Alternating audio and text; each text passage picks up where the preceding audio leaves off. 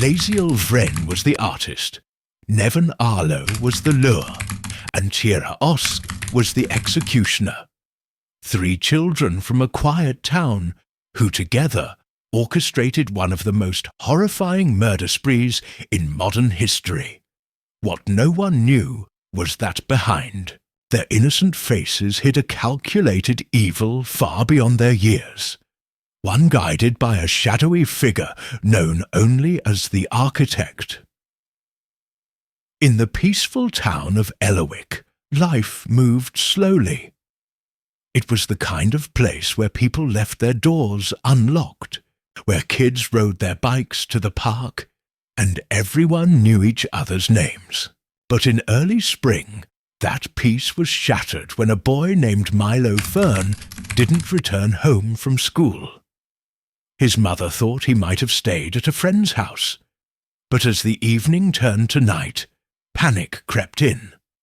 The police were called, and search teams were formed, but Milo had vanished without a trace. His backpack was later found near Willowbrook Playground, lying neatly under a bench. His bike, still upright, stood against the monkey bars.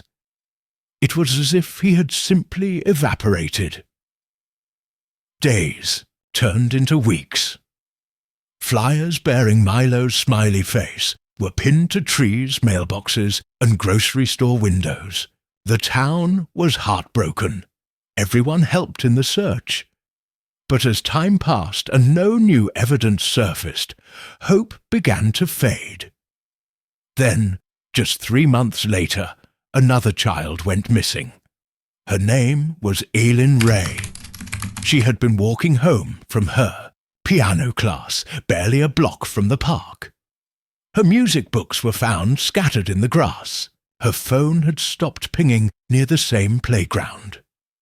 A sense of fear spread across Elowick like a sickness. Parents no longer let their children out alone. Schools tightened security. Community meetings were filled with tears, shouting, and frustration. The police tried to assure the public that they were doing everything they could. But behind closed doors, investigators were lost. There were no witnesses, no cameras in the area, no ransom notes, just children vanishing as if swallowed by the earth. The breakthrough came not from a detective or a parent, but from a golden retriever named Scout. One evening in late August, a local man was walking his dog through a trail behind the playground when Scout began digging frantically at the base of a tall fence. The man, assuming it was a squirrel, didn't pay much attention. But when the dog pulled out something wrapped in a child's t-shirt, the man called the police. The area was sealed off. As the officers dug deeper, they found a small body wrapped in plastic and buried in a shallow grave. It was Milo Fern. His body was shockingly intact, no visible signs of trauma, except for dark bruises on his wrists and ankles, and what appeared to be rope burns on his neck. There was no blood, no sign of a struggle. He looked as if he had been gently placed in the earth, almost with care. Investigators were horrified. As they continued to search the area, 2 more graves were discovered nearby. The second body was confirmed to be Eileen Ray. The third belonged to another missing child named Corin Vell, a quiet 9-year-old boy who had disappeared 6 weeks before Milo. No one had even connected his case to the others, until now. The 3 graves formed a triangle around the playground, almost as if marked with intent. Each child was buried in the same way, neatly, respectfully, with hands folded and eyes closed. The medical examiner noted that they were likely sedated before death. But who would do something like this? And why? The town of Elowick plunged into hysteria. News vans lined the streets. The story was picked up by national media. Playground graves became the headline on every station. But the most chilling detail wasn't the bodies. It was the fact that all 3 children were found within 50 feet of a place where hundreds of families passed by every week. People had been picnicking, playing, and laughing, unaware that 3 small bodies were buried right beneath them.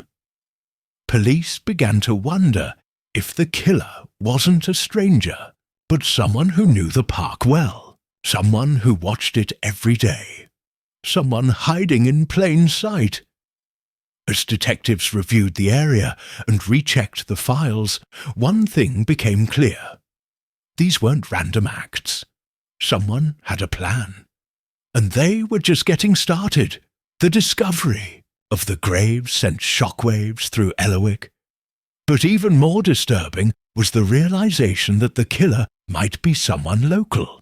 With no DNA, fingerprints, or eyewitnesses, the investigation seemed to hit a wall. Frustration grew with each passing day, until an unexpected lead came from inside Elowick Elementary School. A janitor cleaning out an old locker room in the A.B.Wadiul basement stumbled upon a dusty, untouched locker wedged behind a boiler pipe. The room hadn't been used in years. Inside the locker was a weathered backpack filled with tattered notebooks, crumpled paper, and a pencil case covered in dried ink stains. One notebook immediately caught the attention of investigators.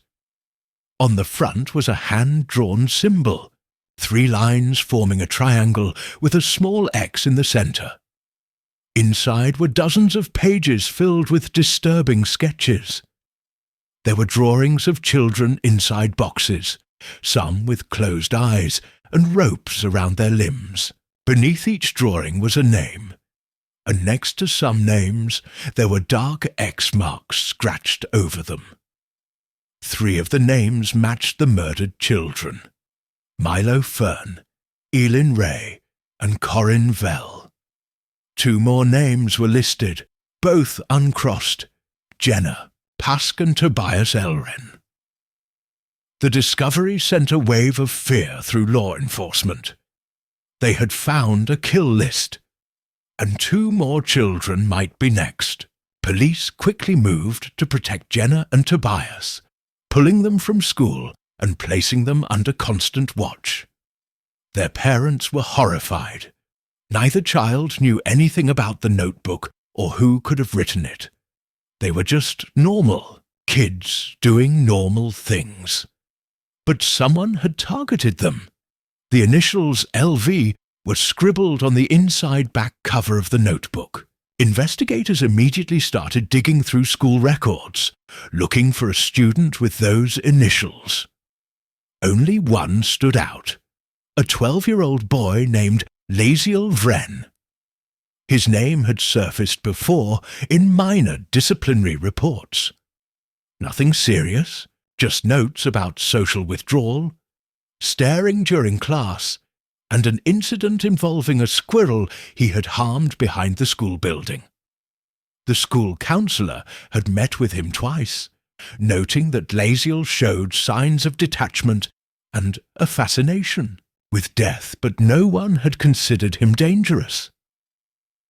Police visited Laziel's home. His parents were cooperative and confused. They described him as a quiet, intelligent boy who spent most of his time drawing or reading alone in his room. At first glance, everything in the house appeared normal, but detectives noticed something odd about his bedroom closet: a wooden panel at the back that didn't quite fit. When they pulled it away, they discovered a hidden compartment. Inside was an old shoebox filled with Polaroid photos. Some were pictures of the playground, others of wooded areas, and a few of the buried graves before they were discovered. Most disturbing of all, some photos included the victims, snapped from behind trees, over fences, and once even from inside a school hallway. But not all the photos were taken by Laziel. In several, he was visible in the frame, sometimes standing near the grave sites, other times holding a shovel. Someone else had taken those pictures. That changed everything. Laziel was no longer just a suspect. He was part of something larger. A group. Investigators began analyzing his computer and notebooks, trying to piece together a bigger picture. As they dug deeper, they discovered vague references to two other names, Neven Arlo and Tirah Osk. Both were also students at Elowick Elementary. Both had minor behavior issues noted by teachers. Both were considered loners, and both were missing from school the day after the photos were found. Within 48 hours, police tracked down Neven and Tirah. They were found hiding in an abandoned shed near the outskirts of town. Inside the shed were maps, more photos, ropes, shovels, and what looked like ritualistic drawings on the walls, similar to those found in Laziel's notebook. It became clear that this wasn't just the work of one disturbed child. It was an organized effort, a team with specific roles, clear planning, and a dangerous mindset. What began as a search for a lone killer had evolved into something far more chilling. The community had been hunting for a monster hiding among them. What they found instead were three children, intelligent, methodical, and completely unremorseful, who had turned murder into a game. And somewhere in the background, something even darker was guiding them. The arrest of Laziel Vren, Neven Arlo, and Tirah Osk shook the foundation of Elowick. No one could understand how three children, barely into their teens, could commit such cold-blooded acts. The public wanted answers, but none came. The three refused to speak during interrogations. Not a word. They sat in silence, staring forward, emotionless. Psychologists were brought in, hoping to uncover motive or trauma, but all efforts failed. Their minds were closed off, sealed tight behind blank expressions. What the investigators did have, however, was evidence, boxes of it. The photos, the notebooks, the maps, and the twisted drawings made one thing undeniable. These children had planned everything. The investigation team started to map out the roles each child had played in the murders. Laziel was clearly the recorder. His room contained the majority of the visual evidence. He had documented everything, from the planning stages to the aftermath. His sketches were detailed, capturing the positions of the graves, the expressions of the victims, and the tools used.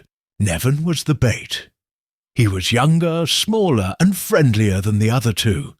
He had no problem talking to other kids, gaining their trust, and convincing them to go somewhere fun or secret. That was how Milo had followed him, and how Corin had been led to the wooded trail. Tirah was the executor. She was strong for her age and disturbingly precise. Her fingerprints were on the ropes. Her handwriting was in the burial instructions.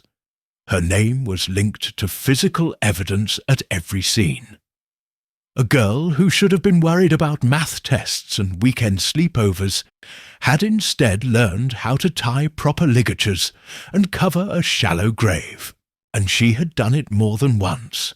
Still, there were gaps. Some of the photos included angles and distances that didn't match up with the places the children had access to. Surveillance from local stores near the playground showed none of the three on certain dates when the victims were last seen. Someone else was helping. Someone older, perhaps. Someone smarter. That suspicion grew stronger when the investigators uncovered a single word written repeatedly in Tirah's journal. Architect. It was always written the same way, in bold capital letters, usually followed by phrases like, his design, he chose them, or the architect sees. One disturbing passage read, when the architect sends names, we follow. We don't ask, we don't doubt, we perform. The detectives initially believed the architect was just a name the children used to describe their plan.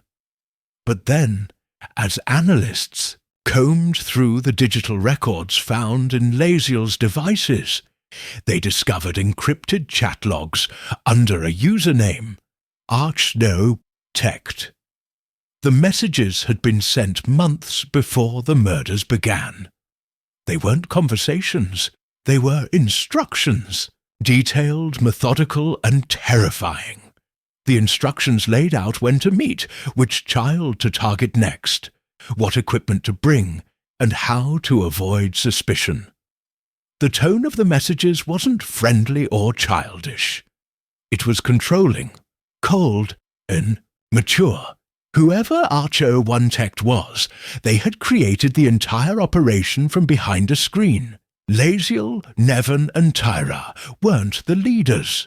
They were the followers. In one recovered chat, the architect warned Laziel not to deviate from the pattern.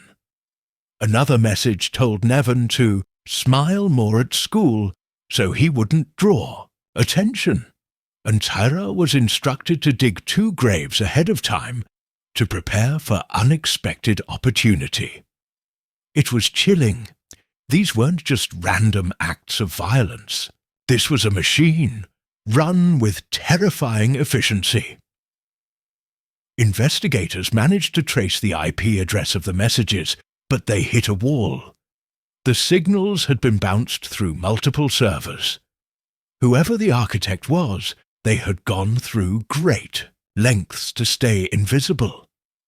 Even more disturbing, a new message appeared days after the 3 children were arrested. It was sent to Tirah's now confiscated device. It read only one sentence. Silence is loyalty. You did well. Someone was still out there. Someone had not only created the children's twisted world, but was still watching it unfold. The town of Elowick was no longer afraid of a murderer hiding in the woods.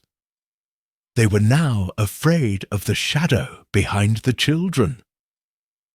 The architect was real, and they were just getting started. As news of the mysterious architect spread, the case took a darker turn. The public, already reeling from the shock that children had committed such calculated murders, now faced the chilling idea that an adult, possibly someone in the community, had manipulated them from the shadows. Police efforts shifted entirely to uncovering the identity of this hidden figure. Cybercrime experts were brought in from neighboring cities. Servers were traced, logs decrypted, and every known associate of the 3 children was interrogated. Still, nothing solid emerged. The only consistent clue remained the encrypted username, Arch-Yuan-Tect. Investigators eventually managed to link that name to a private messaging forum hidden on the dark web. It was a place where coded instructions, riddles, and cryptic phrases were exchanged among anonymous users. One thread, titled Design of Obedience, stood out. It was posted under the same username just months before the first disappearance. The post described how to train emotionally detached youth to perform precise tasks without remorse. It referenced methods for breaking empathy, replacing it with logic and reward. The disturbing part wasn't just the content. It was how well it mirrored Laziel, Tirah, and Neven's behavior. Behind the scenes, psychological profiles of the children were being assembled. Laziel was identified as the visionary, a child obsessed with patterns and meaning. He had drawn dozens of intricate diagrams in his notebooks, many shaped like mazes or mechanical systems. In every maze was a small stick figure, always trapped, always lost. Tirah was driven by control. Her journals described her desire to feel superior to others, to decide outcomes with absolute certainty. Neven was different. He showed the most signs of fear and confusion. Some believed he had been manipulated more than the others, used as a tool rather than a willing participant. Then, a new lead came unexpectedly. A librarian from a nearby county reported that months ago, a man in his 20s had used one of their public computers multiple times. He never borrowed books or spoke much, but he frequently printed materials with architectural blueprints and behavioral studies. Most importantly, he had once printed a page showing the same triangle symbol that appeared in Laziel's notebook. Surveillance footage confirmed a partial ID, and soon police had a name: Vren Calhoun. Vren was a former graduate student who had studied behavioral psychology. His thesis had focused on controlled detachment in adolescent minds. His work had been flagged by a professor for its unethical tone, suggesting ways to induce loyalty and suppress guilt in children using reward-based conditioning. The university had expelled him, but no one knew what became of him afterward. When police arrived at his last known address, they found the house abandoned.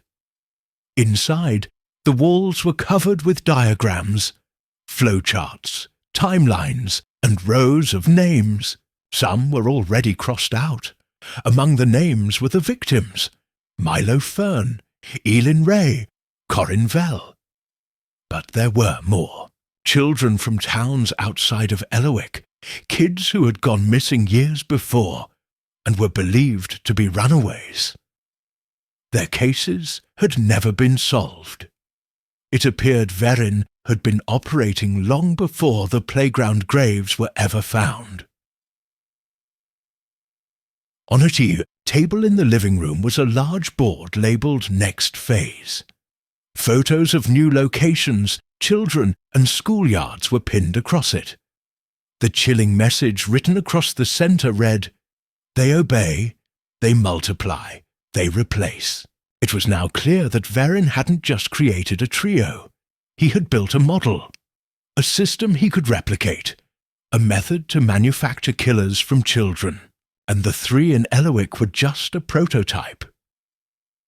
Panic spread beyond the town. Authorities in other states reopened cold cases of missing children, searching for signs of the architect's pattern. Meanwhile, the FBI launched a manhunt for Vren Calhoun. But he had vanished completely. No digital trail, no financial activity, no personal connections. It was as if he had anticipated every move. The horror of Elowick was no longer isolated. It had become a warning. Somewhere out there, a man who called himself the architect was still planning, still watching, still building his next design. And no one knew how many children were already under his influence.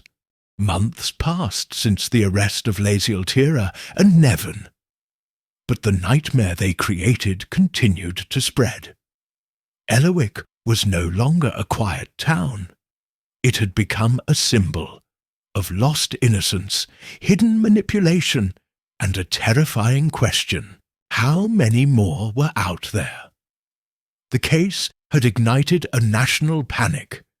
Parents began homeschooling their children. Schools installed high-level surveillance. Mental health hotlines overflowed. But none of it answered the most important question. Where was Vren Calhoun? Despite the best efforts of federal agencies, Vren left no trace. His digital footprints vanished after the last post from Archwo One Techt. No credit cards were used, no identification popped up. He was a ghost. But then, an FBI profiler uncovered something chilling in one of Vren's abandoned flash drives retrieved from the hideout. Hidden within layers of code was a final message. The architect never vanishes. He rebuilds. That single phrase reignited a dormant fear. This wasn't over. Investigators returned to the interviews of the 3 arrested children, reviewing every piece of footage, every silent glance. Something had been overlooked. In a session with Tirah, a psychologist had placed a drawing pad in front of her just to see what she'd do. She had drawn nothing for 20 minutes, then quickly sketched a symbol. A house with no windows, a single door, and a tree beside it. The psychologist dismissed it at the time, but when shown to investigators, one recognized it instantly. A nearly identical image had been found in Vren's diagrams. That house was real. It took days, but agents finally tracked the image to an isolated building in a forest outside Brookmere, 2 states away. It had been abandoned for years. No electricity, no water, no signs of recent human activity. But the inside told another story. The floors were clean. A mattress had recently been used. There were wrappers, batteries, old cameras, and, most disturbingly, more photos. But they weren't of the previous victims. These were of new children, dozens of them. Some of the photos were candid, taken at schoolyards, others at parks or walking alone. Their names were scrawled on the backs in handwriting that matched Vren's. One wall in the cabin held a map titled Phase 2. Red pins dotted locations across 6 states. Beneath each pin was a set of initials. Some matched missing children from old cases, while others had not yet been reported. The horror dawned slowly. Vren hadn't been hiding. He had been recruiting.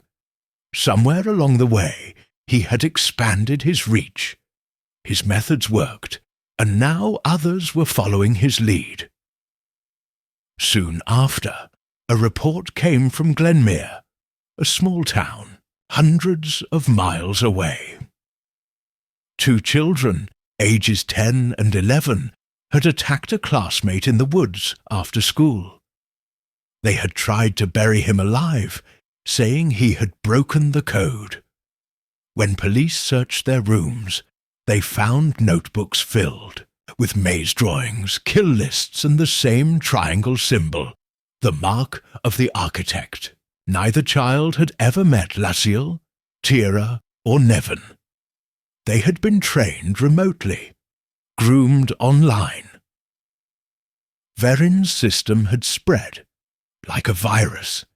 It had adapted and infected children beyond Elowick. The original trio, now in high-security Juvenile custody, remained silent. They refused to respond to any question about Vren or the new attacks. But one day, a note appeared under Laziel's bed folded neatly. It wasn't written by him. It simply said, "They're not alone anymore. You showed them how." Elowick's horror had become the foundation of something bigger. The architect had succeeded in proving his model worked. He had taken the innocence of children, reshaped it into obedience, and planted seeds of violence across an entire region.